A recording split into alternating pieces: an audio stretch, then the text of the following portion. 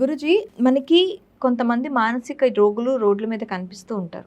So, వీళ్ళకి చేతబడి అయ్యిందని మనం ఏమైనా అనుకోవచ్చా? వాళ్ళ పరిస్థితి ఎందుకు అట్లా మారుతూ ఉంటుంది కొంతమందిలో? ఇక్కడ పరిస్థితులు అనుకూలంగా మారలేకపోవడం వల్ల ఒక చేతబడి దృష్టి అని తీసుకోవడం కరెక్ట్ కాదు. ఇక్కడ మనిషిలో ముందుగా పుట్టినప్పుడు గ్రహాలకి శాంతి చేయకపోవడం ఒకటి, అలానే బలరిష్ట రోగాలప్పుడు బ్రెయిన్ పనిచేయదు ఒక్కొక్కరికి, అదొకటి.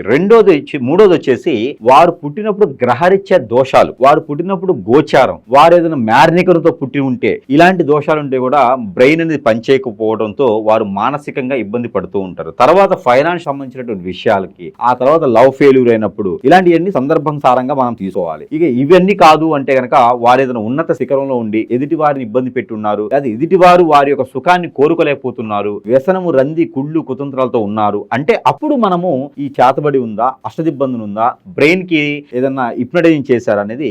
హిప్నటిజం అంటే మనం ఏది చెప్తే అది చేసే విధంగా ఏర్పడతారు.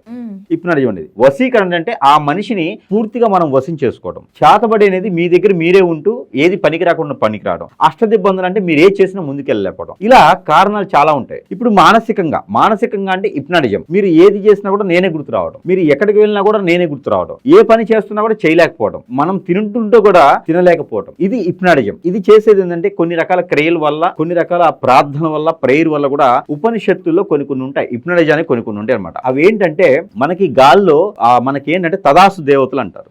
ఈ తదాసు దేవతల లాగానే కొన్ని శక్తులు ఉంటాయి. అవి మనకి ఏంటంటే కనపడిచ్చినటువంటి శక్తులు ఉంటాయి అనమాట. అవి ఏమిటి అంటే గనక జిన్నాత్, పరి, ఆత్మలు, కొరివిలు ఇలాంటి కొన్ని ఉంటాయి. అవి కొంతమందికే కనిపిస్తాయి. అవి ఆవహించుకొని వాటి ద్వారా హిప్నటిజం. అవి ఏం చేయాలంటే మనము ఆ శక్తుల్ని మీ పేరు చెప్పి మీ లోపల పంపించాలి. పంపించినప్పుడు మనకి లివర్ ఉంటుంది, ఆ లివర్ కింద భాగంలో కూర్చుని పోతాయి అవి.